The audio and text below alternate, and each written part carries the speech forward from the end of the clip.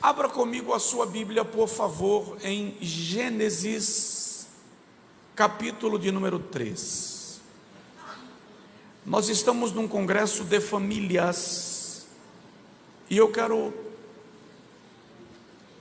lhe confrontar com a palavra de Deus, com algumas perguntas básicas para a sua vida e para a sua casa.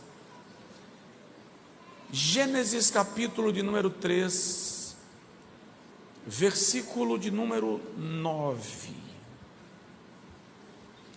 Deixa só eu falar uma coisa aqui para quem exerce liderança, e eu peço permissão ao pastor Samuel para isso. Semana que vem, quarta, quinta e sexta, eu estou fazendo uma imersão online para líderes.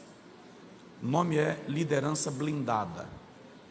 No primeiro dia nós vamos falar sobre liderança e governança pessoal, porque quem não lidera a si mesmo não pode liderar nada. Liderança e governança pessoal. No segundo dia nós vamos falar sobre liderança na família, liderança na igreja, e no terceiro dia liderança na empresa. Se você desejar participar, fica atento lá nas redes sociais, que eu estou avisando. Eu sei que vai ser bom. Amém? Gênesis capítulo 3, versículo 9 diz assim: E chamou o Senhor Deus a Adão, e disse-lhe: Onde estás? E chamou o Senhor Deus a Adão, e disse-lhe: Onde estás? Amém. Pastores, Deus abençoe a todos os senhores e senhoras, em nome de Jesus, e a vossa casa. Se você tiver caneta e papel, anota pelo menos as perguntas que eu vou fazer. Eu não sei se você já parou para analisar que Deus trabalha com perguntas, porque perguntas são ferramentas pedagógicas. Não é por acaso que o seu professor, quando faz uma prova, traz perguntas. Porque as perguntas te provocam. As perguntas te fazem funcionar. Porventura Deus não sabia onde Adão estava? O Deus onisciente, que sabe onde estão os tesouros da neve, onde estão escondidos os segredos de toda a terra? Sim, ele sabia. Mas quando Deus faz perguntas, Ele está revelando algumas verdades muito importantes. Primeiro, Deus te faz perguntas porque Ele quer que você se veja. Quando Deus faz perguntas, Ele está desafiando você a olhar para dentro. Mais ou menos assim. Vamos fazer ponderações? Vamos fazer análises? Segundo, quando Deus faz perguntas, Ele quer que você o veja. Deus quer que você perceba que está caminhando, mas Ele não está alheio à sua caminhada.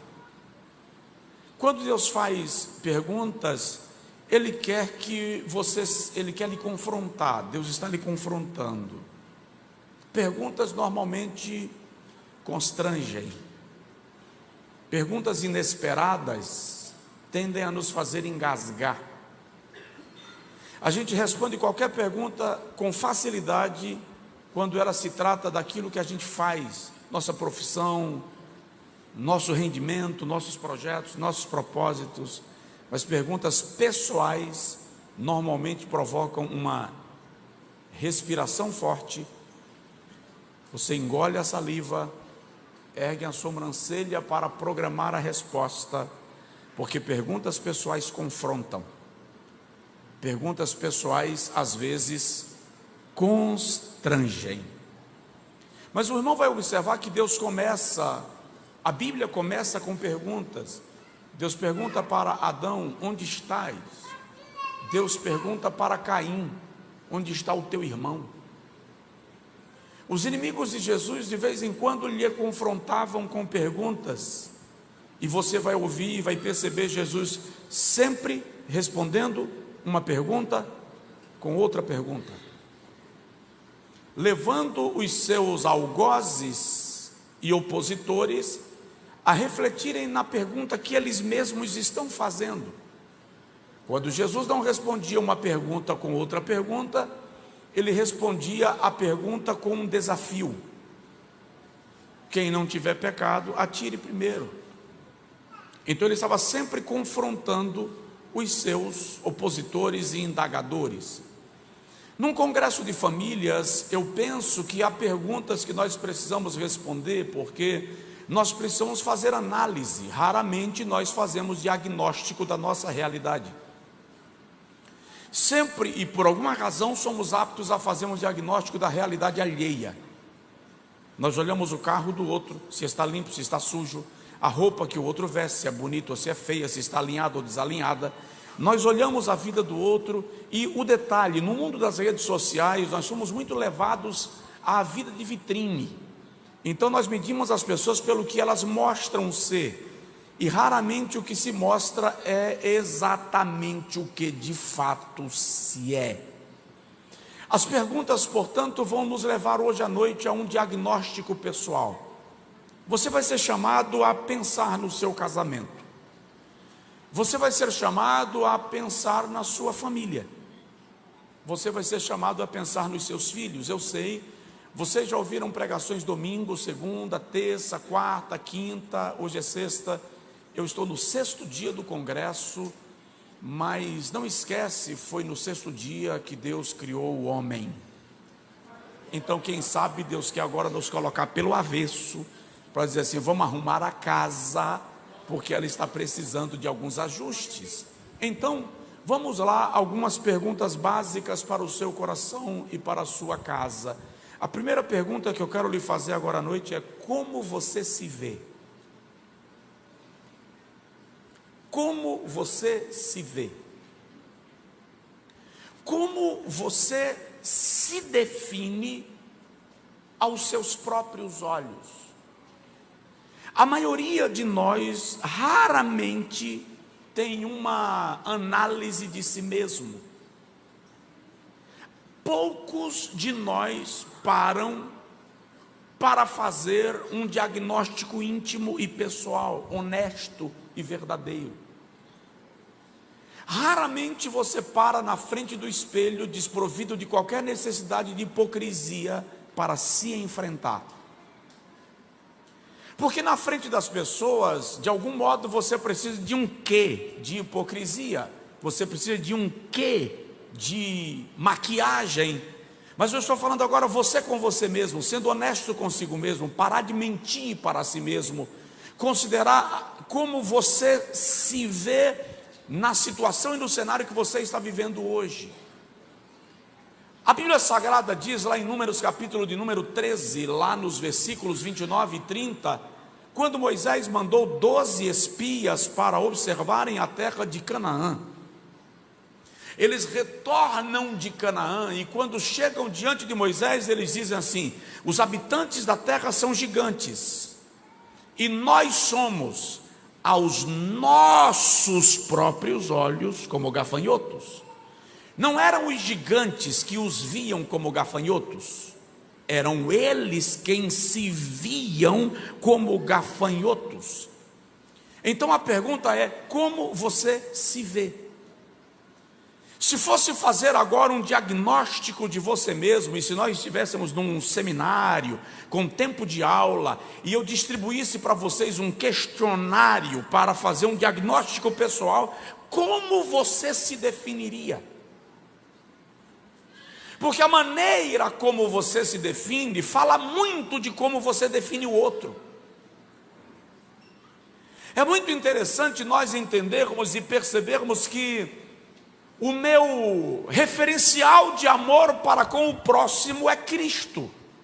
Amai-vos uns aos outros como eu vos amei.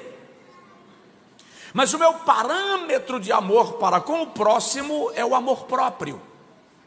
Porque Jesus diz: amarás ao teu próximo como a ti mesmo. Então eu vou repetir: a minha referência de amor para com o próximo é Cristo.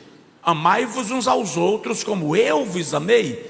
Mas o meu parâmetro de amor para com o próximo é o amor próprio. Significa que se eu não consigo olhar para mim com bons olhos, raramente eu olharei para o outro.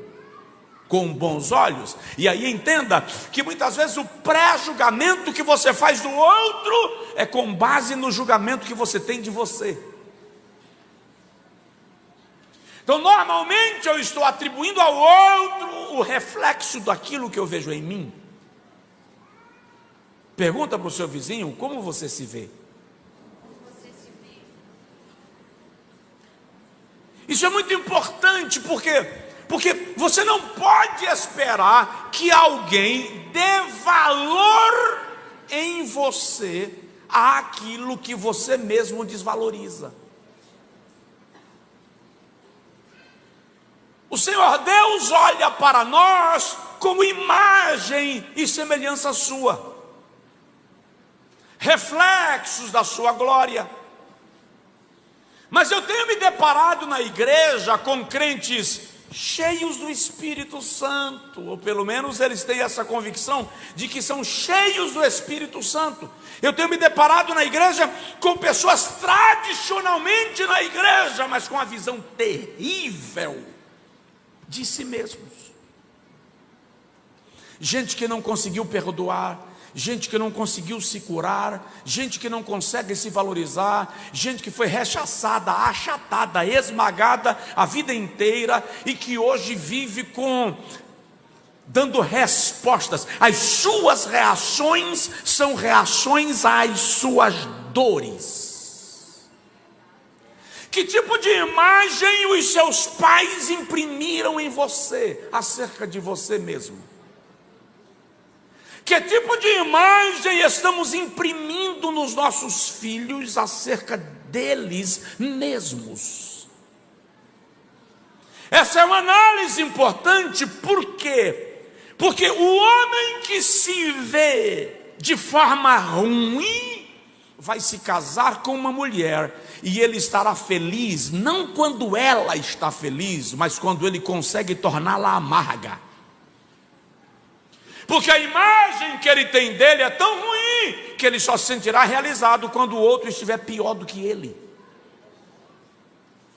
É por isso que tem homem e tem mulher que fustiga o cônjuge tão repetidamente até chegar ao ponto que o outro desaba. Aí quando o outro desaba, ele está vendo aí, você é descontrolada, você é um nervoso temperamental. Ou seja, te tirou do ponto de equilíbrio para se sentir melhor no teu pior. Como você lida com o seu próximo? Ah, pastor, eu estava preferindo hoje uma pregação pentecostal. Toma uma. Você está recebendo uma. Do que adianta você ter uma pregação pentecostal, mas a sua alma está como um espelho quebrado? Jesus quer curar você, como foi o primeiro louvor? Hoje eu vou curar você.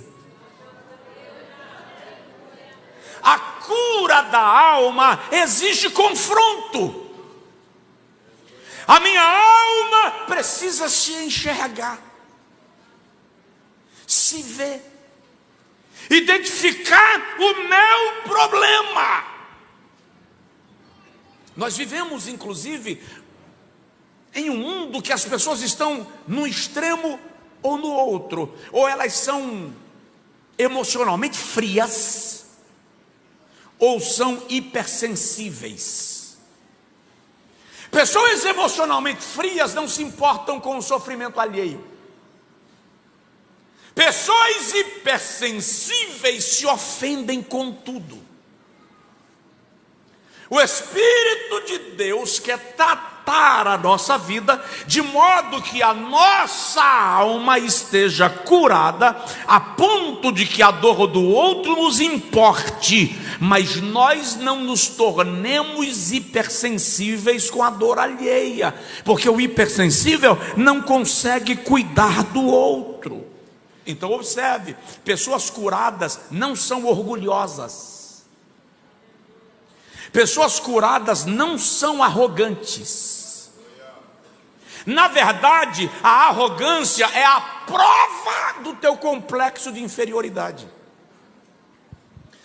Todo orgulhoso tem complexo de inferioridade. O orgulho, na verdade, é a máscara para esconder o sentimento de diminuição que ele cultiva.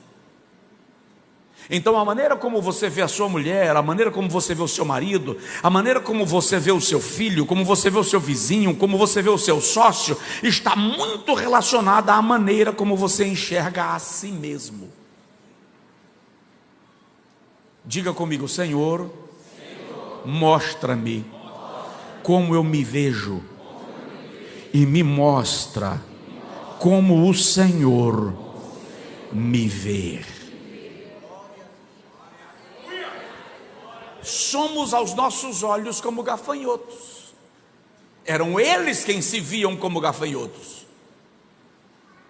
Uma pessoa que se vê de forma ruim, quando o outro fala alguma coisa, ele entende que o outro está lhe acusando, lhe julgando, lhe diminuindo. Ele chega num ambiente onde dois amigos estão conversando, e os amigos pararam de conversar porque ele chegou, mas por uma questão de atenção, mudam de assunto para inseri-lo no cenário, mas ele já sai dizendo: estavam falando de mim. Pessoas adoecidas são assim. Então a primeira pergunta que eu quero que você leve para sua casa hoje à noite, no 6º dia desse congresso, é: como eu me vejo? Faça uma análise de si mesmo. Um dia Jesus perguntou aos seus discípulos: que dizem os homens, quem dizem os homens ser o Filho do Homem? Jesus estava fazendo uma análise do diagnóstico que faziam dele. Entenda, você não pode se guiar pelo que os outros dizem, mas você não pode ignorar o que eles pensam de você, porque andar com pessoas que não se importam com o que os outros pensam é andar com pessoas inconsequentes. Essa é a primeira pergunta. Vamos para a segunda, porque tem algumas à frente, mas eu quero que o irmão anota, leva isso para casa e pondera. A segunda pergunta é: como você vê as outras pessoas? Como você olha para a sua mulher? Você foi sorte de casar comigo. Como a senhora olha para o seu marido? Se você soubesse quantos pretendentes eu tinha.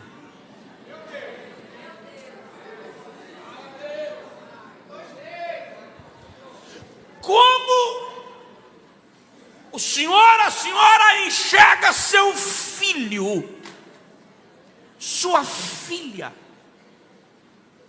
Principalmente aqueles pais que têm o triste hábito de comparar e inferiorizar o seu filho em relação ao primo, ao filho do vizinho.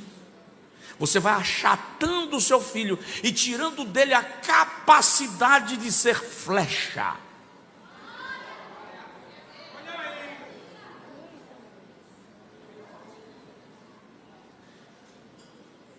A minha menina ainda estava articulando as palavras. Ela não conseguia falar uma frase inteira sem parar, uma palavra após a outra, para organizar a palavra. E um dia ela se queixou comigo que ela estava sofrendo bullying na escola. E eu disse: conversa com a professora. Ela tinha 5 anos. 4 anos, conversa com a professora. Eu falo, mas ela não me ouve.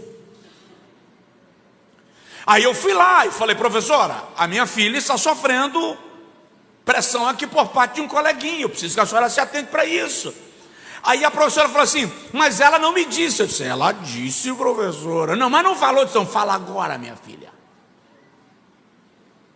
Aí quando ela foi falar, a professora virou as costas e foi fazer outra coisa. Eu disse: eis aí o problema, professora. A minha filha precisa ser ouvida. Crianças não conversam com quem não lhes dá atenção. E aí em casa, uma certa feita, a minha esposa falou assim: ó, ouve aí, Catarina, porque tu tem paciência para ouvir Catarina falar a frase inteira. Por quê? Porque quando Catarina ia falando a frase, a mãe já entendeu. Tá bom, minha filha, já vou resolver. Aí ela disparava chorando. E a mãe falou, mas eu já entendi. E a reclamação dela, mas não me ouviu. Então quando ela ia falar, eu ajoelhava, ficava do tamanho dela e dizia, pode falar, olho no olho. E um dia ela lhe falou assim, você tem paciência demais. Eu disse, a questão não é ter paciência demais. Eu estou treinando a minha filha, porque ela vai crescer. Ela vai ser moça. E um dia alguém vai se engraçar dela. E vai querer namorar com ela. E no dia que o namorado disser assim, cale a boca, ela vai olhar para ele e vai dizer assim, como? Deixa eu te falar, meu pai me ouvia. Não quero um homem que me ofereça menos do que o meu pai me ofereceu. Isso é uma questão de treinar os seus filhos. Nós educamos os nossos filhos para a subserviência, quando nós devemos educá-los para terem uma vida conforme Jesus estabeleceu. Eles não são pedra de estilingue, eles são flecha. A palavra já foi dada, eu só estou pegando e trazendo de volta para você lembrar que seu filho é flecha. Prepare-o para o propósito. Então, como você vê as outras pessoas, como você lida com as outras pessoas? Pessoas curadas não precisam que as outras deem errado para que elas se sintam bem. O outro não precisa cair para você levantar. O outro não precisa falir para você prosperar. Isso é coisa de gente medíocre. Nós temos a opção de duas perspectivas de visão. Eu posso olhar para o outro como superior a mim, e o nome disso é complexo de inferioridade. Ou eu posso olhar para o outro como menor do que eu, e o nome disso é complexo de superioridade, sublimidade. Eu me sinto o rei da cocada preta, como dizem lá na minha região. Você já viu pessoas que olham para o outro de cima para baixo, e aí no olhar humilha o outro, diminui o outro? Você já encontrou gente assim? Não se perturbe, ele nunca encontrou com Jesus. Quem encontra Jesus nunca olha para o outro diminuindo, porque quem encontra Jesus desce num ponto que não tem condição mais de se sentir grande. Então, como você enxerga as outras pessoas ao seu redor? Como você enxerga seu cônjuge, seus filhos, sua família? A Bíblia Sagrada diz, Jesus diz, não julgueis para que não sejais julgados.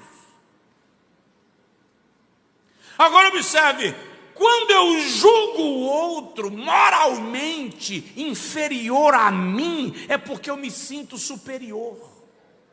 Logo, eu estou me sentindo aferidor de medida.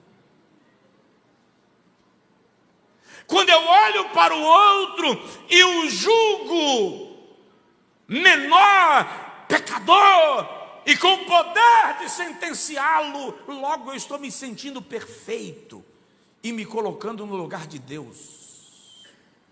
E é incrível como na igreja as pessoas estão sempre julgando os outros pela roupa que veste,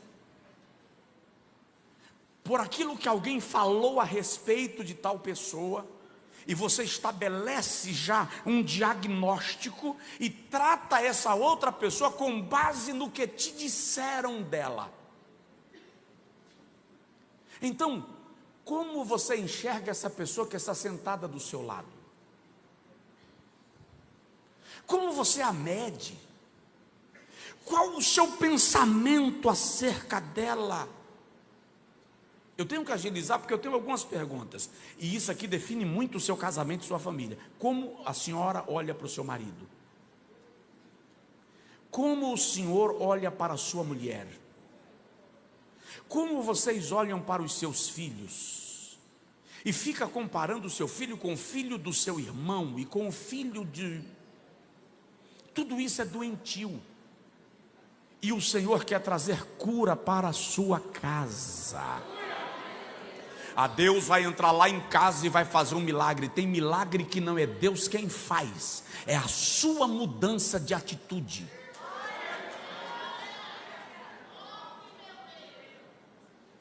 Terceira pergunta que eu quero lhe fazer nesta noite: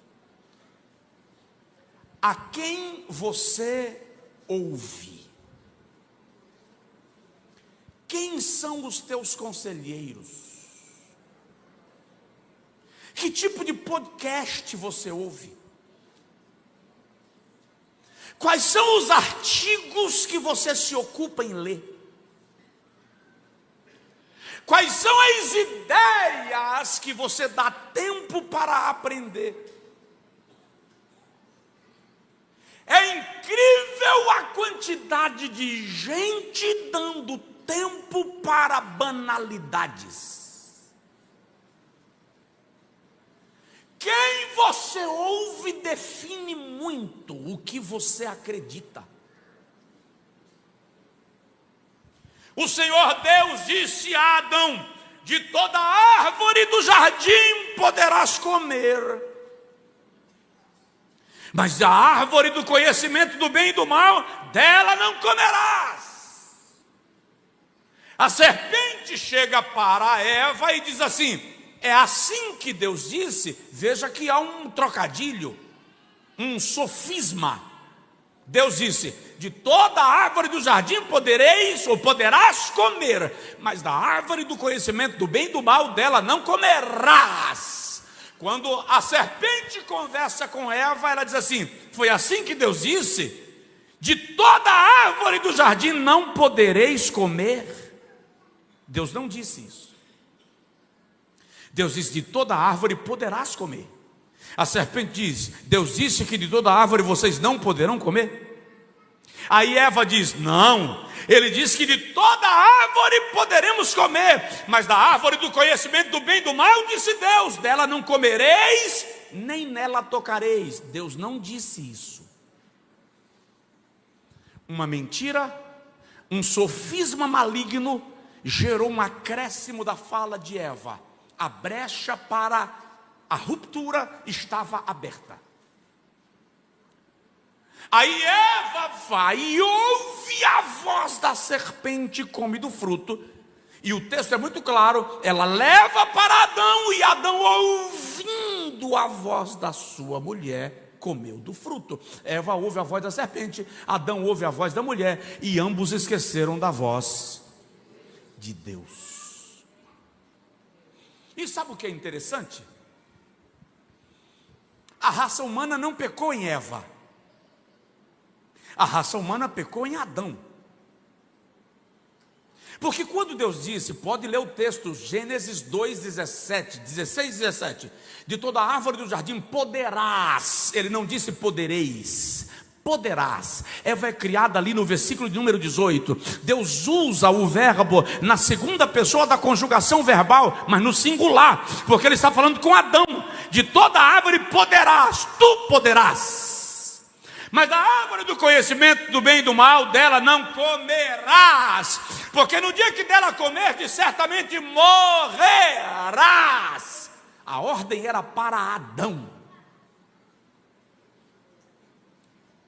Quando Eva é criada, e observe que quando Eva come do fruto, não muda nada. O cenário continua o mesmo. É quando Adão come que os olhos de ambos se abriram. Por quê? Onde estão os homens da casa? Levanta a mão, por favor. Porque o guardião da sua família é você, Senhor. Eu estou vendo pastores por aí achando que isso é lindo, galhardia. Minha mulher é responsável por 50% da minha santidade. Minha mulher é responsável por 90% do meu ministério. Deus só está fazendo coisas assim extraordinárias na minha vida porque a minha mulher é a coluna de oração da minha casa. Lindo para ela, ridículo para o Senhor.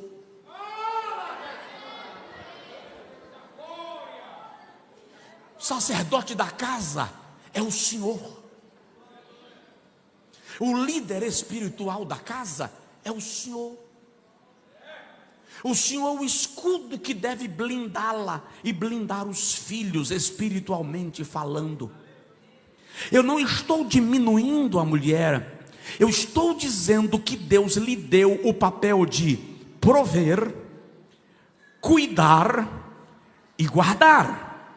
Ou seja, o homem tem a missão de ser a referência espiritual da casa. Por que não estamos sendo? Porque é cômodo transferir para ela a responsabilidade que é nossa. Os filhos veem as mães de joelhos, raramente veem os pais. Os filhos veem as mães jejuando, raramente veem os pais. Os filhos veem as mães de madrugada orando, raramente veem os pais.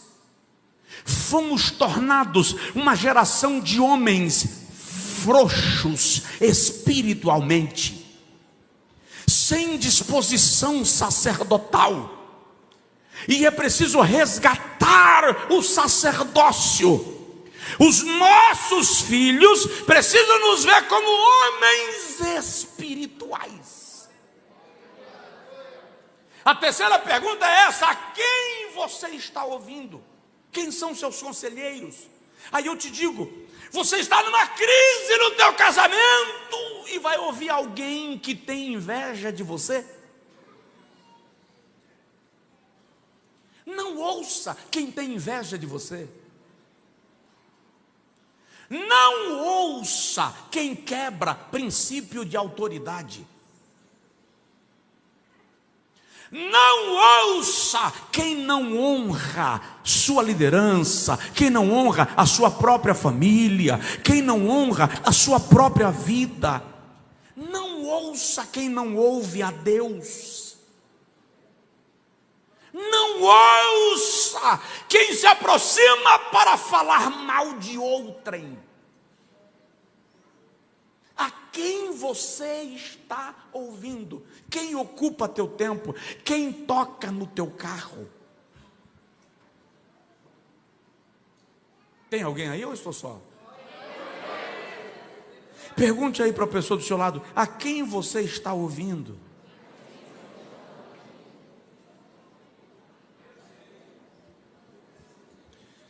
Posso continuar ou paro?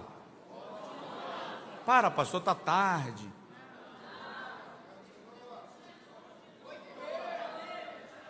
8h30 é? Tá, tu não conserta teu relógio não. Quarta pergunta: como é a sua relação com a sua família? Como é a sua relação com a sua mulher? Com o seu marido? Como é a sua relação com a sua sogra?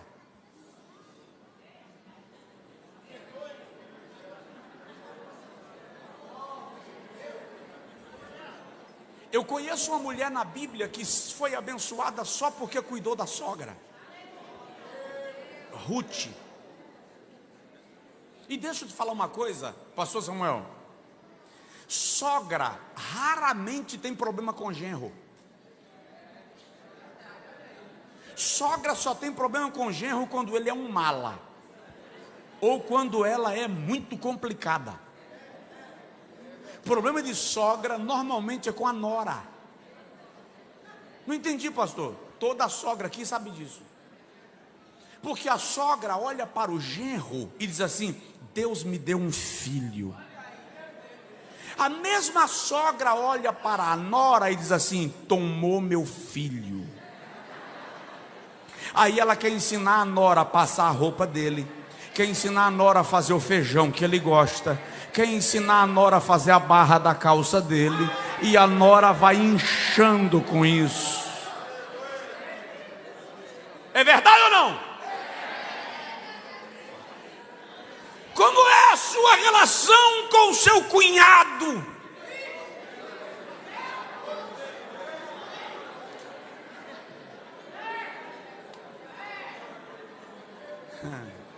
Como é a sua relação com os seus filhos? Eu digo sempre que filhos são hóspedes folgados. Filhos são hóspedes folgados em um hotel que nunca manda fatura. Comem o que querem, não arrumam a cama, reclama todo dia de alguma coisa na mesa e nunca paga a conta. É incrível. Agora, sabe o que é mais incrível? É que você educa, trabalha, investe, zela. Se for menina, você compra lacinho, sandalinha.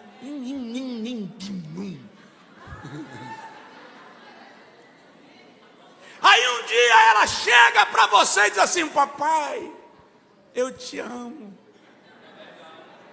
mas eu também amo.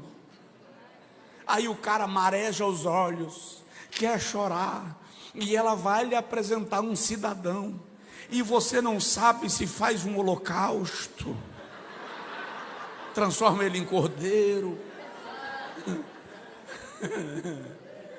ou sim, e se você fizer cara feia, ainda faz assim: o papai, trata bem, viu? Tira essa cara feia do seu rosto aí, papai.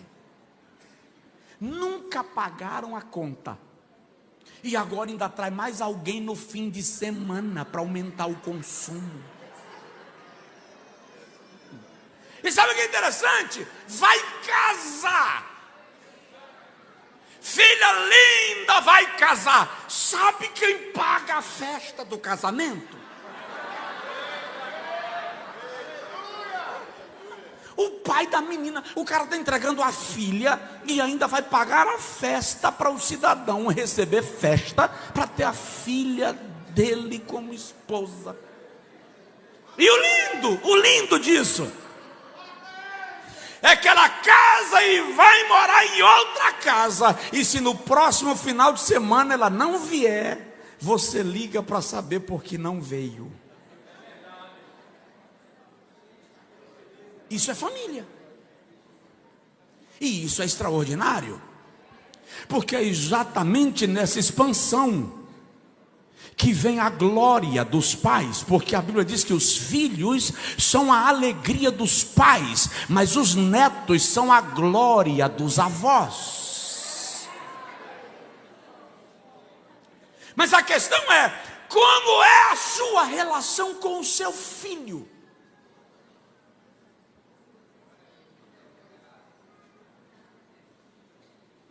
Tem pais que ficam inimigos dos filhos. Eu tenho lidado com pastores inimigos dos filhos.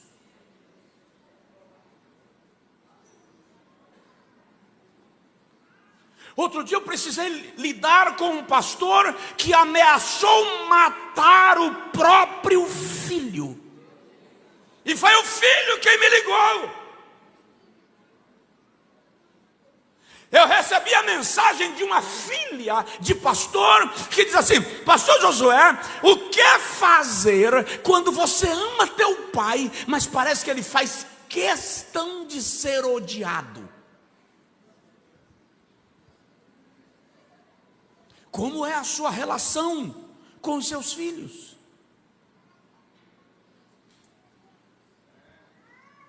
Onde estão os maridos? Levanta a mão, por favor. Aleluia. Lá vai uma pergunta básica: sua mulher é submissa ou subalterna?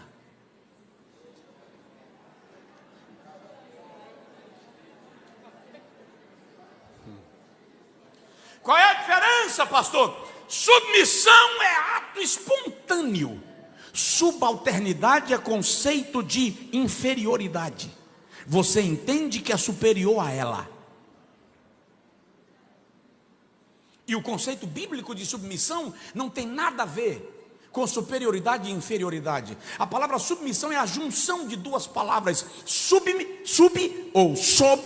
mission, sob uma missão. A submissão da esposa não é oferecida a ele de maneira direta, mas a missão que ele desempenha. Se ele, como marido, não desempenha a missão, não pode exigir submissão.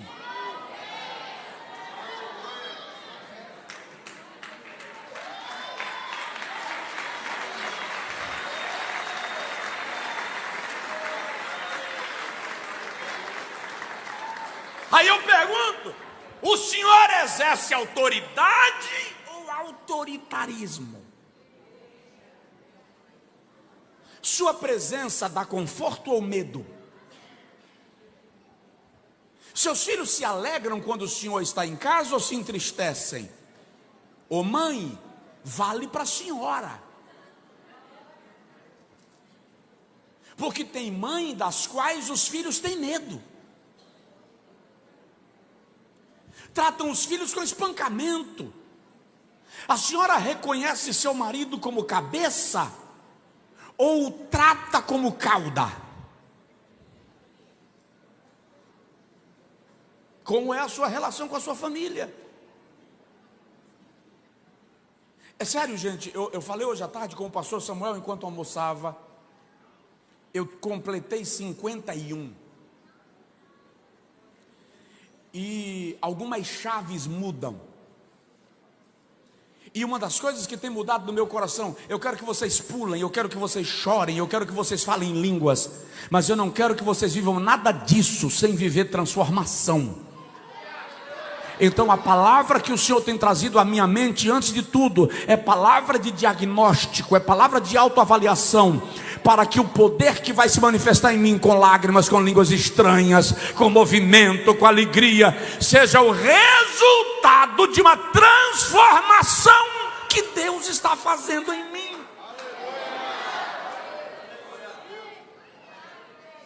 Eu atendi a filha de um casal de pastores, não é da nossa igreja. Ela foi lá conversar comigo e disse: pastor, os meus pais são líderes de casais da nossa igreja, mas os meus pais são inimigos. Eles dormem em quartos separados, eles não falam diretamente um com o outro. Quando precisa falar, manda recado por mim ou pelo meu irmão. Mas quando param o carro no estacionamento da igreja, ele faz a volta, abre a porta do carro para ela descer e entram na igreja de mãos dadas para vender a imagem de casal feliz. Chega de hipocrisia. Ela não serve para o reino de Deus. Se você está em crise, todo casal pode ter crise, peça ajuda. Se você está doente, toda a família pode adoecer, peça ajuda. Mas não fica fingindo que está tudo bem, porque isso está matando vocês. Alguém consegue dizer amém? Amém. Diga assim: Senhor, me ajuda. Está todo mundo bem? Deixa eu ver que hora é essa. Tem que parar. Amanhã é sábado. E detalhe, amanhã é sábado, meu voo é madrugada, então eu posso ficar até quase a hora do voo. Pode ficar tranquilo que eu não vou fazer isso.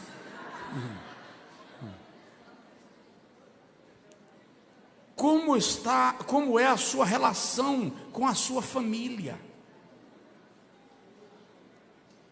Pergunta para a pessoa do seu lado aí: sua família está em paz? Se fosse uma mulher que está aí do lado, eu vou fechar o olho, tá? Porque eu não vou olhar para a cara dela, o que ela vai responder. Pergunta para ela assim: nós estamos bem?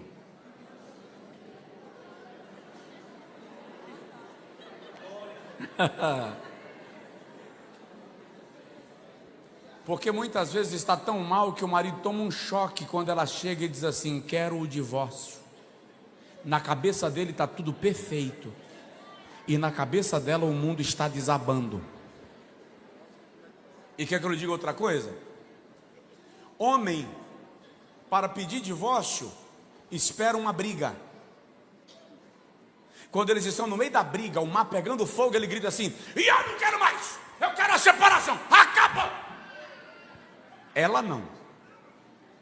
Mulher não precisa de briga para pedir divórcio. Ela vai pedir no momento mais inusitado e mais tranquilo. Por quê? Porque o homem pede divórcio como rota de fuga. A mulher, quando pede divórcio, ela planejou. Ela já analisou a vida financeira, como vai ficar os filhos, como os pais dela vão reagir, como os pais dele vão reagir, como ela vai comunicar para os amigos. É por isso que as pesquisas dizem que quando um homem decide separar, em 93% dos casos, olha só, quando é o homem que decide separar, em 93% dos casos o casamento não acaba. Mas quando é a mulher que decide, em 96% dos casos o casamento acaba. Porque quando ela decide, ela já preparou toda a plataforma. A palavra de Deus essa noite é: isso não vai acontecer na sua casa.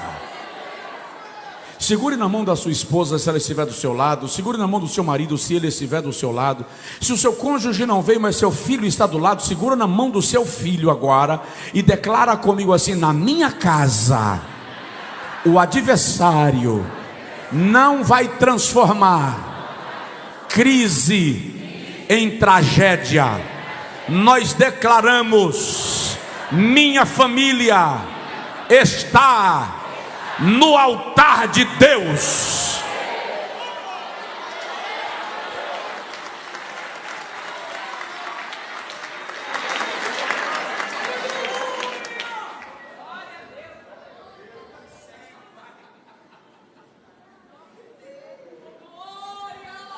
Quinta pergunta. Sexta? É quinta, gente. Como você se vê? Como você vê as outras pessoas? Qual foi a terceira? A quem você está ouvindo? A quarta, como é a sua relação com a sua família? E a quinta agora, você pratica o princípio do culto doméstico?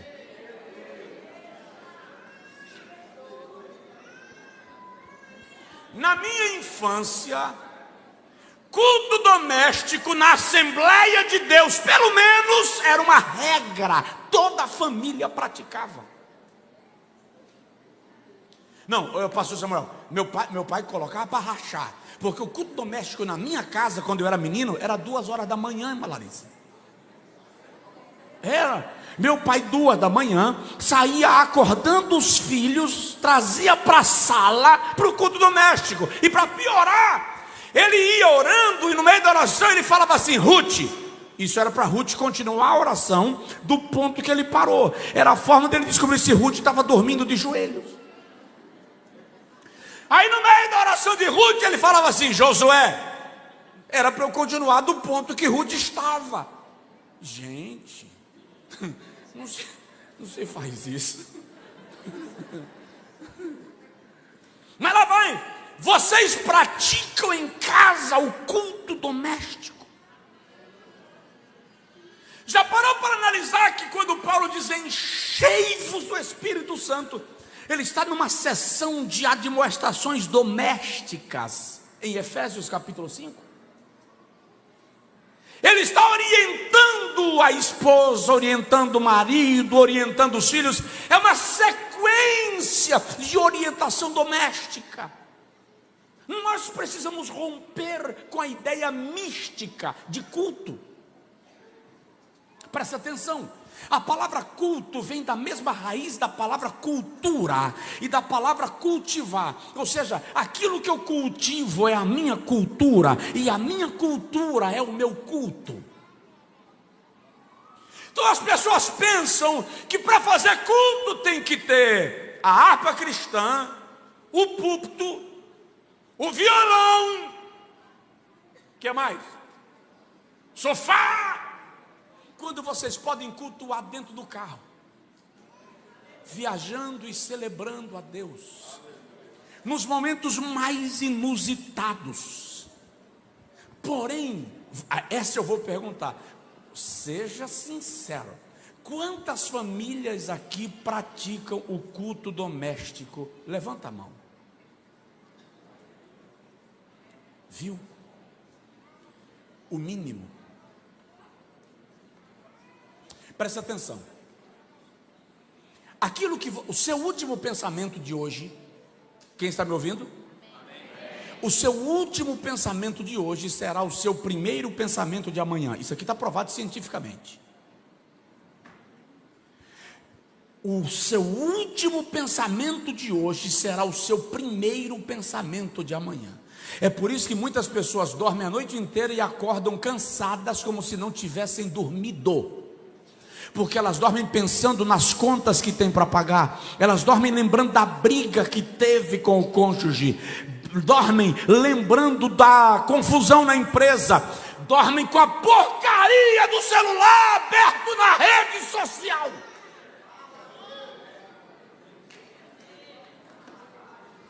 Aí quando acordam, primeira coisa que elas fazem, na cama ainda, deitado ainda, antes de dar bom dia para o cônjuge, eles já estão dando bom dia para os influencers. Esse é o nosso estilo de vida. E quer saber? As pessoas na rede social, elas se fissuram tanto nas figuras que elas seguem, que elas começam a se sentir amigas de desconhecidos, com o direito, inclusive, de opinar na vida particular do outro, que ele não sabe quem é. Isso é porque as pessoas dormem com a rede social aberta, e a primeira coisa que fazem quando acorda é abrir a rede social. E eu gostaria de te dizer, em nome de Jesus, desliga o telefone um pouco antes da hora de dormir. Se concentra nos seus filhos, no seu cônjuge, passa na cama, faz um carinho, dá um beijo, liga para teu pai, liga para tua mãe, dorme com a família no teu seio, e quando você acordar, seu primeiro pensamento está na sua igreja pessoal, a arca, a sua casa.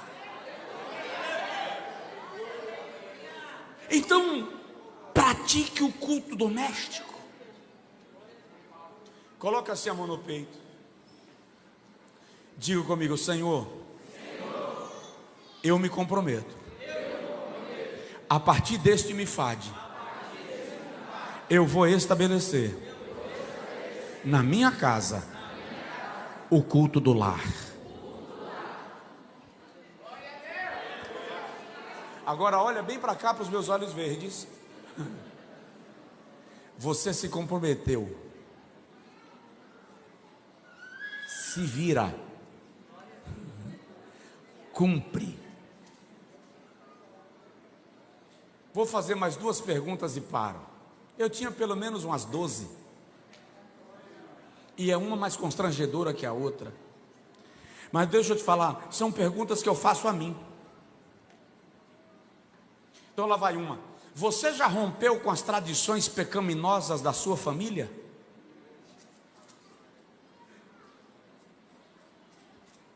Como assim, pastor? Tá. Abraão mentiu. Isaac mentiu. Jacó mentiu. José quebrou o ciclo. Sara era estéril. Rebeca era estéril. Raquel era estéril. Pecados repetidos geram resultados semelhantes. Chamam isto de maldição hereditária, mas na verdade você precisa quebrar ciclos viciosos da sua família. Eu sou assim porque meu pai era. Seu pai não é você. E talvez ele não conheceu a graça. E o Senhor a conhece. Quebre as tradições pecaminosas. É por isso que Deus diz a Abraão: sai da tua terra, da casa do teu pai, do meio da tua parentela, para a terra que eu haverei de te mostrar. Deus está dizendo: Abraão, para eu cumprir na tua vida aquilo que eu planejo, você tem que romper com as tradições da tua história, dos teus ancestrais. Seu pai tinha um comportamento ruim, você reproduz porque aprendeu com o seu pai. E ainda tem alguns, isso é um provérbio que eu não sei se conhece na Paraíba, mas lá na Bahia diz: pau que nasce torto, morre torto. Entretanto, você não é madeira. E se fosse, o carpinteiro veio aqui hoje à noite.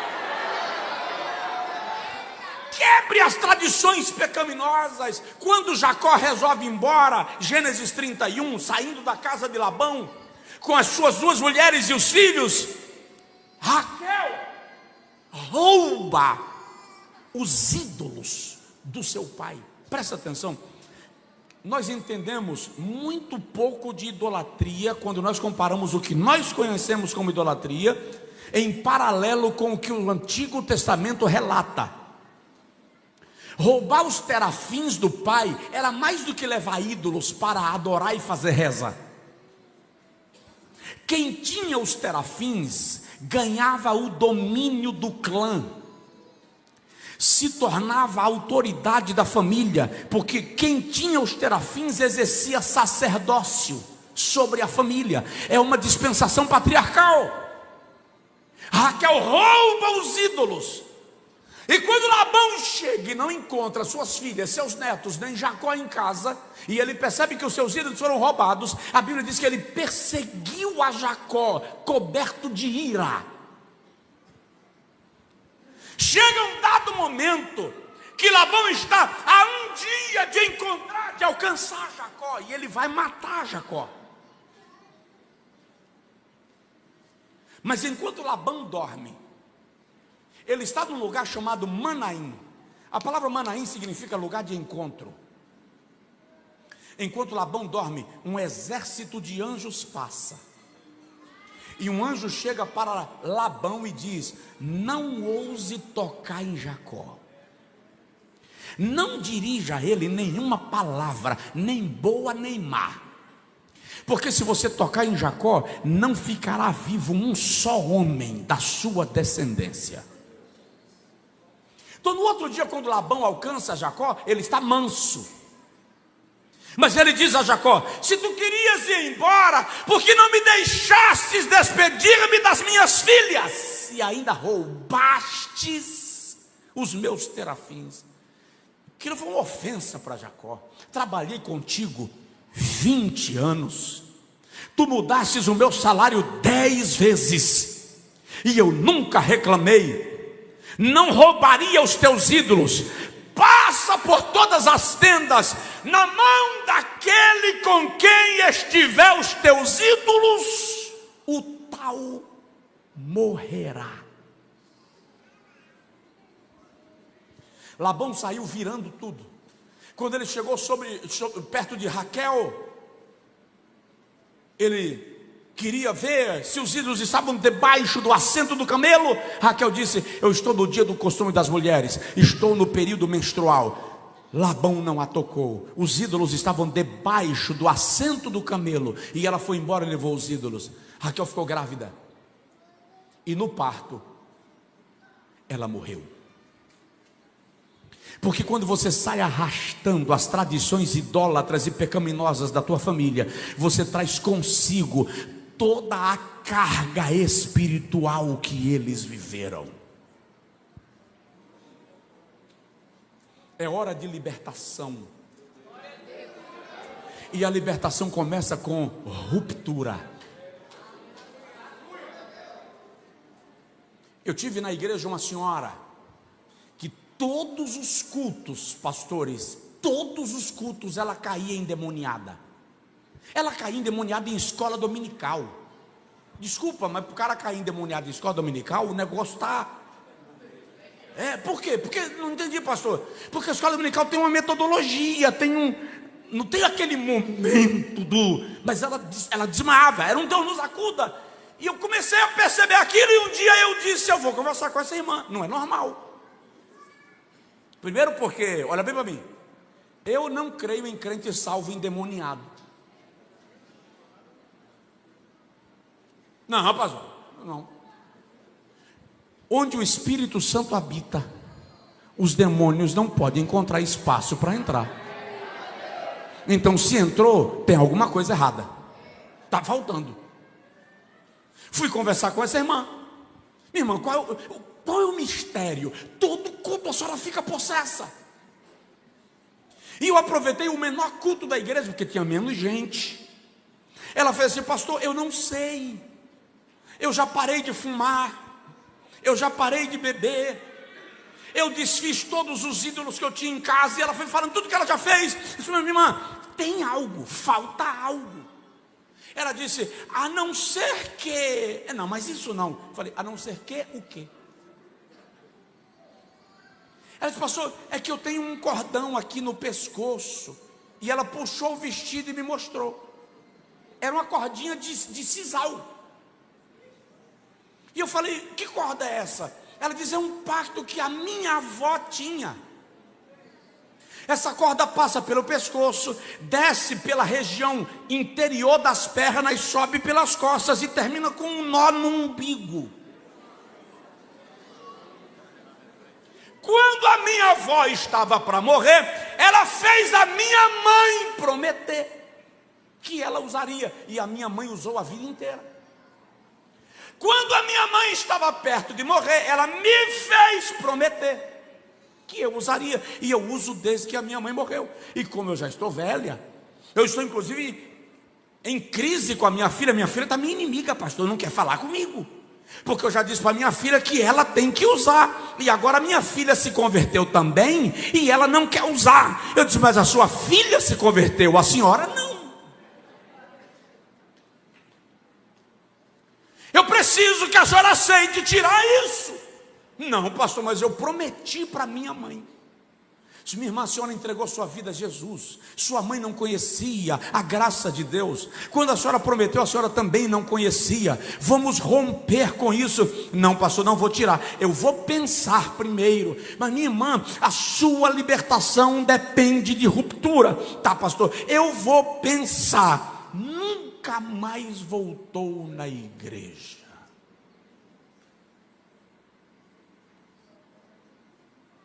Quais são as rupturas que o senhor precisa fazer?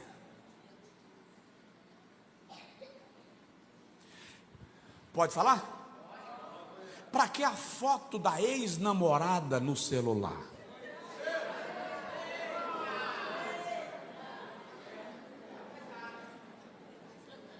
Para que aquele e-mail do ex-namorado guardado numa caixa fechada do seu e-mail, se a senhora já casou, tem marido e está constituindo família?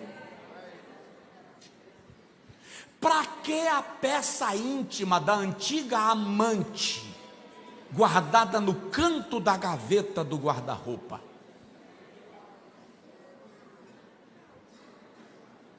Ah, pastor, sem graça. Sem graça? Aqui é com muita graça.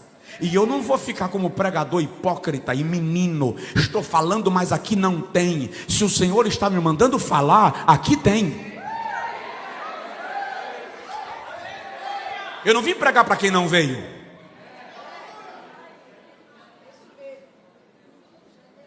Para que a assinatura do stream pornográfico? Rapaz chegou para mim um dia: pastor, depois do culto, preciso que o senhor ore por mim. Eu preciso me libertar da masturbação. Eu disse: vou orar por ti hoje, mas antes de eu começar a orar, perguntas. Você faz parte de comunidades que posta vídeos pornográficos? 14. Tu vai sair de todas elas hoje. Mas pastor, meu irmão, se você quer vencer o vício, para de alimentá-lo. Não posso ficar orando por você para Deus fazer aquilo que é você que precisa fazer.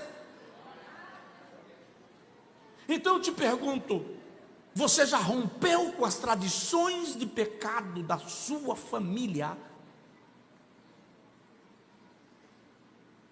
Porque o pastor dessa igreja pode trazer o arcanjo Miguel para pregar aqui no MIFAD.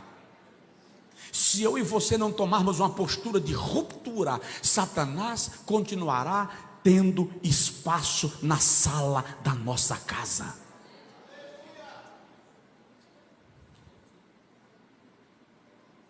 Eu vou até cantar, que é para vocês ficarem mais alegres. Qual foi o louvor que ela cantou? Hoje eu vou curar você. Você sabia que a cura depende de uma decisão? Fui ao médico, sentindo dor de parto. A dor que eu senti foi de parto. Quando eu cheguei lá, o médico disse assim: pastor, tem uma pedreira no seu rim. O senhor tem cálculo de 1,6 centímetros. Preciso lhe cirurgiar. Eu disse: não. Passa um remédio aí para passar a dor. E eu fui administrando. Fui pregar em Portugal. No primeiro dia, quando eu cheguei, 3 dias. Primeiro dia que eu cheguei em Portugal, eu comecei a sentir uma dor violenta nas costas. Eu já conhecia. Eu disse: rim. Peguei o remédio que ele já tinha me passado e passei o fim de semana à base de remédio forte, Tramal. Irmão, derruba até elefante. Preguei as 3 noites com a dor ali fustigando, mais o remédio. Na volta, segunda-feira, embarquei. No meio do voo, a dor veio e o Tramal não deu conta. Incrível. A única posição que diminuía a dor era de joelho, porque eu ajoelhei e apertava, pressionava essa região no banco do assento, aí a dor aliviava. Desembarquei, fui direto para o hospital. Quando eu cheguei no hospital, fizeram o raio-x, e a médica que me atendeu disse: não vou lhe liberar para casa, o senhor vai direto para o centro cirúrgico. Eu, na esperança de escapar, falei assim: eu sou paciente de doutor fulano. Ela disse: ah, sério? Ligou para ele na hora. Ele atendeu e ela falou assim: paciente fulano de tal, está aqui na minha sala, ele está com cólica renal, estou encaminhando ele para a cirurgia. Ele disse assim: diga para esse fujão que eu estou indo agora, quem vai cirurgiar ele sou eu. Daí a pouco ele chegou. Daí a pouco é 2 horas depois. Quando ele chegou, eu já estava na antessala do centro cirúrgico. E ele fez assim: correu e caiu no meu quartinho. Eu falei: fazer o que, né, doutor? O que eu quero dizer com isso? Cura é uma decisão. Você pode sair daqui com as pedras que você trouxe. Agora lembre-se, elas vão doer na hora que você menos espera. Ou você pode entrar no centro cirúrgico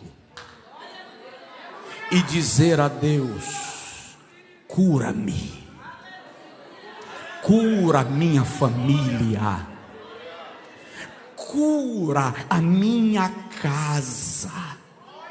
Você pode dizer ao Senhor: eu não vou adoecer a minha casa, meus filhos não vão arrastar o peso das minhas transgressões, aleluia, toda maldição será quebrada, Para de atribuir a teu pai, a teu avô, aquilo que você pode romper.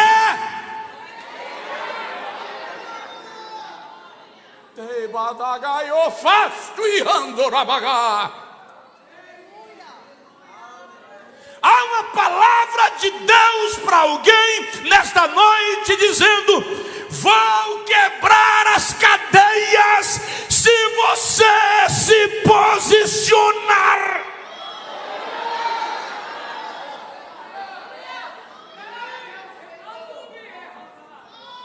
O suiabagadagai, o surumandagazubaragaia.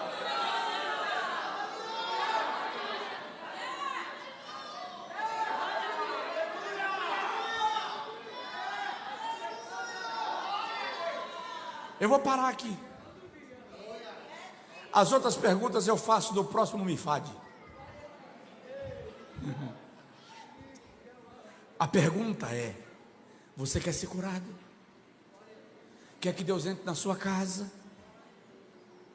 Quer que Deus entre na sua família? Deixa eu terminar contando uma experiência. Alguns anos atrás, fui fazer uma série de cruzadas em 3 estados do Brasil. Não vou dizer os estados por uma questão de cuidado, e o que eu vou falar é muito forte. Tinha uma equipe de Brasília, vieram irmãos num ônibus lotado, profissionais, médicos, enfermeiros, biólogos, ortodontistas. Uma van, eu me encontrei com eles em determinado ponto e nós seguimos fazendo as cruzadas, toda noite numa cidade. Numa daquelas noites, preguei no estado X, na cidade Y, e foi extraordinário. Mais de 70 pessoas aceitaram a Jesus como Salvador. Um paralítico foi curado naquele culto. Aquilo foi lindo demais. A igreja viveu um mover. Para você ter uma ideia, das 70x pessoas que aceitaram a Jesus como Salvador, 38 eram ciganos. Coisa linda. Mas a gente chegava na cidade, almoçava na casa de um pastor, jantava na casa do outro, e no outro dia pela manhã, para ir embora, tomava café na casa do outro pastor. E o café da manhã na casa daquele pastor. Casa bonita, grande, cidade do interior, varandão ao redor da casa. Quando terminamos o café, oramos. O pessoal entrou no ônibus, eu subi no ônibus, orei por todo mundo, liberei. Os casais que estavam na van comigo, eram 3 casais, já estavam na van. Quando eu pisei no degrau da van para entrar, o Espírito de Deus falou comigo: há um milagre que ainda não aconteceu. Eu tirei o pé da van, fiquei esperando, e o Senhor repetiu: há um milagre que ainda não aconteceu. Eu disse para os casais: desçam do carro, tem algo que Deus ainda quer fazer. Entramos na casa do pastor, todo mundo ali ao redor da mesa, e eu falei assim: pastor, Deus falou comigo que há um milagre que ainda não aconteceu. A esposa desse pastor deu um berro, um grito rasgado, que saiu de dentro assim, estraçalhando a alma. E quando ela gritou, ela pegou o vestido e começou a rasgar o vestido na frente de todo mundo. E eu falei com as irmãs: cercam. E as irmãs cercaram ela e levaram por quarto. Ela rasgou a roupa. Aquela senhora tinha marcas, manchas de mordidas, tapas e pontapés na barriga, nos seios, nas pernas, nas costas, nas regiões íntimas do corpo. Ela estava toda marcada. Os gritos nós ouvíamos de lá. As três irmãs saíram querendo crucificar o pastor. Ele ia ser crucificado. Quando elas vieram nervosas, eu falei: calma, nós ficamos para curar. Olhei para ele e perguntei: e aí, pastor? Os lábios dele começaram a tremer, os olhos, e esse homem desabou como jaca quando despenca do galho. Mas ele desabou e soltou um grito profundo, e ele dava murro no chão. Ela gritava lá, ele gritava cá. Não mande quem está chorando por causa de uma dor de alma parar de chorar. Me assentei e deixei que eles chorassem. Quando ele foi se acalmando, eu perguntei o que aconteceu. Ele sofreu estupro do padrasto dos 4 anos de idade aos 19, quando conseguiu fugir nu, mato adentro. Conseguiu chegar numa casa no meio do nada. Tinha uma senhora estendendo roupa, ele gritou de detrás de uma árvore. O marido da mulher veio para saber o que era, veio com um facão.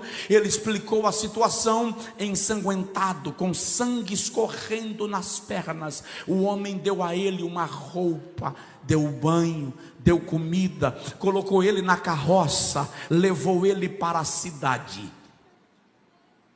Lá ele foi morar na rua. Uns dias depois, passando na porta da igreja Assembleia de Deus, entrou para o culto, aceitou a Jesus como Salvador. Depois do culto, procurou o pastor e disse: o pastor perguntou: onde você mora? Na rua. Falou um pouco da história dele. O pastor chamou 3 obreiros, fizeram uma vaquinha e alugaram um quartinho para ele morar. E ele ficou naquele quartinho por uns dias até que arrumou trabalho. Começou a trabalhar, se encantou com uma jovem linda da igreja, começaram a namorar. Ele foi ao diaconato, casaram, foi ao presbitério, foi ordenado evangelista, pastor, mas ninguém nunca perguntou como estava a alma dele. Por quê? Porque nós entendemos que se aceitou a Jesus, todos os problemas estão resolvidos. Mas é preciso entender que há problemas que precisam de tratamento específico. Pastor, chamado pela convenção, foi para o campo. Mas a vida inteira, a intimidade deles era um reflexo de todas as mazelas que ele trouxe.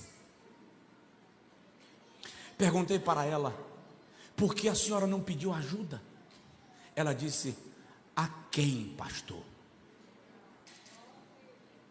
Se eu dissesse o que acontecia, iriam destruir o ministério do meu marido. Eu perguntei para ele: por que o senhor não pediu ajuda? Ele disse: a quem, pastor? Se eu pedisse ajuda, eu seria jogado na lata do lixo. 7 da noite, eu mandei chamar os filhos, noras, genros, netos, que encheram a casa. 9 da noite, a família estava inteira de joelho aos prantos, sendo curada, restaurada. Eu os acompanhei por um período ainda à distância, encaminhei para acompanhamento profissional, e para a glória do nome de Jesus, aquela família foi restaurada. Fica de pé quem puder. Pergunto: como está a sua família? Pergunto: como está a sua alma?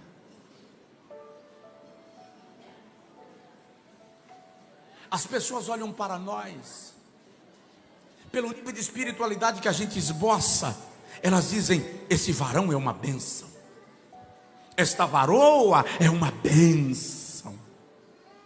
Mas a pergunta é: como está a sua alma?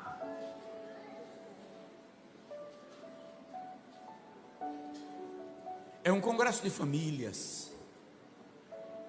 E hoje, como nós temos câmeras filmando o tempo inteiro, você tem que ter cuidado com as coisas, em como você pontua coisas e situações, por zelo. Mas observem, nós não estamos preparados para os desafios do mundo moderno.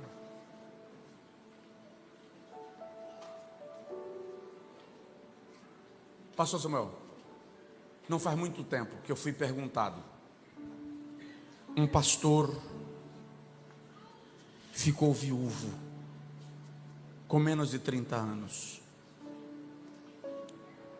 Alguns 3, 4 anos depois da viuvez, ele evangelizando, conheceu uma moça na zona de prostituição. Ela se converteu. Ele discipulou, ela foi inserida na igreja, batizada nas águas, batizada com o Espírito Santo. Eles terminaram se encantando um com o outro e começaram a namorar e casaram. Na noite de núpcias, ela olhou para ele e disse: eu preciso te dizer algo que eu nunca tive coragem de te falar. Eu vivi na Europa desde a adolescência e eu nasci homem. Na Europa eu fiz uma cirurgia de mudança de sexo. Voltei para o Brasil. O resto você sabe. Como é que se lida com isso, pastor Paulo?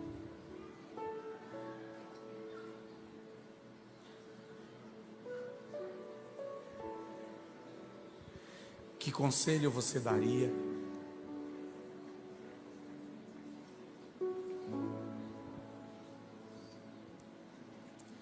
Sabe qual é o nosso problema? A gente enxerga muito vitrine, face. Raramente a gente pergunta: como está a tua alma?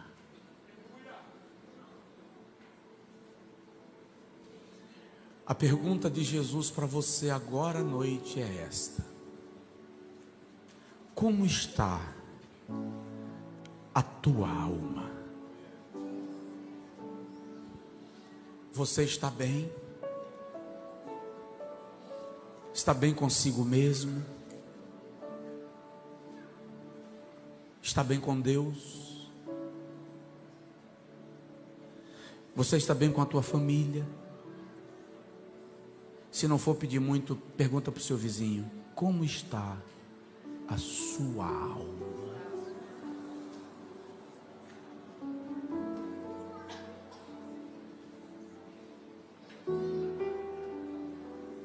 Estou muito preocupado com o horário. Tenho que parar. Mas eu sei que Deus está fazendo algo aqui que vai além do que eu mesmo planejei. Desembarquei em alguma cidade do Brasil uma época dessas para pregar num congresso estadual de jovens. O irmão que foi me buscar no aeroporto, comandante do corpo de bombeiros. Do aeroporto para o hotel ele recebeu uma chamada e eu vi que a reação dele foi muito ruim. Quando ele desligou, ele disse: pastor Josué, não vai haver congresso. Eu disse: como assim? O coordenador do congresso, jovem, de 22 anos, filho de família tradicional da igreja, advogado recém-formado, com escritório montado, noivo com casamento marcado, acabou de cometer suicídio.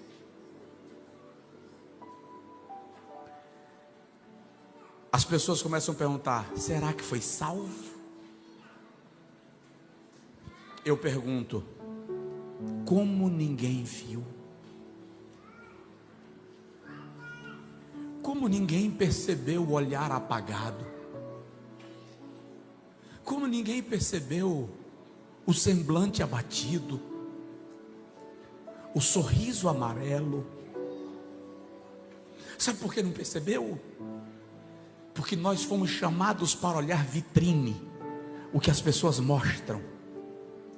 Raramente nós olhamos nos olhos uns dos outros para perguntar: como está a sua alma? Até para dar a paz do Senhor, a gente dá a paz do Senhor e olha para o outro lado. Nós não percebemos mais as pessoas. E aqui tem marido que não percebe mais a esposa, só na hora do sexo. Tem esposa que não percebe mais o marido. Tem pais que não percebem mais os filhos. Eu vou pedir para as famílias se reunirem agora. Filho, se aproxima de pai. Esposa, se aproxima de marido. Oh, ebaganamasui, ebaragai lavassuri, odagai.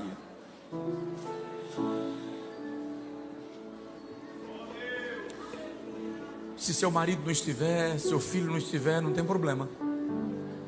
Abrace-o assim e o Senhor vai atestar esse abraço. Primeiro é uma oração de confissão. É dizer para Deus: eu me arrependo daquilo que eu poderia ter feito e não fiz. Da maneira que eu poderia ter tratado e não tratei. E eu me comprometo em mudar isso. E agora vocês vão orar uns pelos outros e uns com os outros. O pastor mencionou, aqui tem pessoas enlutadas. Eu sei que a dor na alma está latente.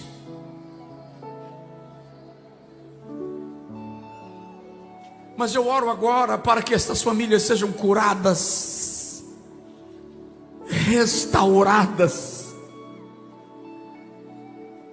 e que, honrando a memória dos que já foram, cuidemos daqueles que aqui estão.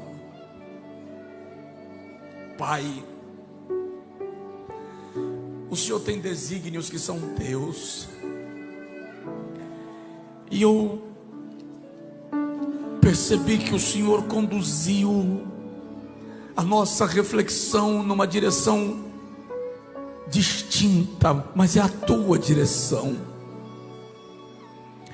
Aqui estão famílias precisando ser tocadas nesta noite, maridos, esposas, filhos, pais e mães, que precisam que este louvor seja mais do que uma poesia,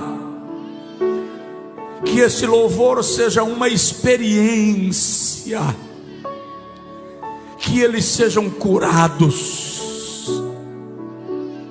que elas sejam curadas, que todo ponto de legalidade que Satanás tem usado para escravizar essa família seja agora quebrado.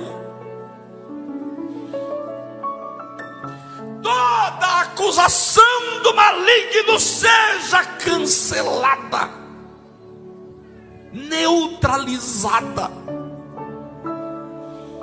Todo ataque contra os nossos filhos seja agora repreendido. Nós declaramos: minha família no altar de Deus. Show abadagana mandoravais esse que afasta. Visita agora, Senhor, o lar desta pessoa. O marido ficou em casa, a esposa ficou em casa, os filhos que estão afastados. Eu te peço um avivamento que vai além deste culto, Senhor. Eu te peço um avivamento que vá às famílias e que se estendam. Este povo que está conosco online, que eles sejam alcançados agora de igual modo por tua presença, em nome de Jesus. Ore por sua esposa, ore por seu marido, Ore por seus filhos. Ore. Ore agora. Interceda.